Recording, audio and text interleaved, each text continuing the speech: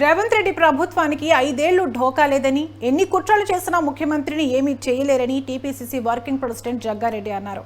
BJP నేతలు ప్రభుత్వాలను పడగొట్టడంలో ప్రొఫెసర్లు అని ఎద్దేవా చేశారు. 25 మంది బీఆర్ఎస్ ఎమ్మెల్యేలు కాంగ్రెస్ పార్టీలో చేరుతారని కేంద్ర మంత్రి కిషన్ రెడ్డి చేసిన వ్యాఖ్యలను తాను స్వాగతిస్తున్నానన్నారు. అయితే బీజేపీ నుంచి కూడా 5గురు ఎమ్మెల్యేలు తమ పార్టీలోకి వస్తున్నారని ఆయన వ్యాఖ్యానించారు. మాజీ మంత్రులు కేటీఆర్, హరీష్ రావులు ముఖ్యమంత్రిపై బురద జల్లుతున్నారని జగ్గారెడ్డి విమర్శించారు. ఈ లోపల కిషన్ రెడ్డి గారు 25 మంది ఇక్కడ వస్తున్నారు అనంటే ఒక జాతీయ party central minister Kishan Reddy గారు అంత ఓపెన్ స్టేట్మెంట్ కాంగ్రెస్ లో అందుకే అంటున్నా ఏంటంటే ఎవరు రాకపోయినా వచ్చితే ఆల్రెడీ కిషన్ రెడ్డి గారు స్టేట్మెంట్ నేను స్వాగతిస్తున్నా చెప్పేసిన.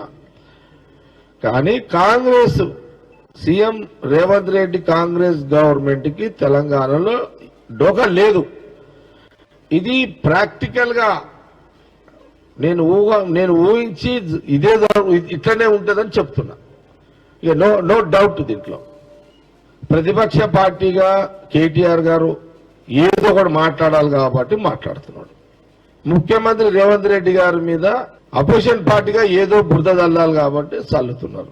కేటీఆర్ గారు మాట్లాడినా, హరీష్ రావు గారు మాట్లాడినా ఇది రేవంత్ రెడ్డి గారి మీద బురద చల్లే కార్యక్రమం.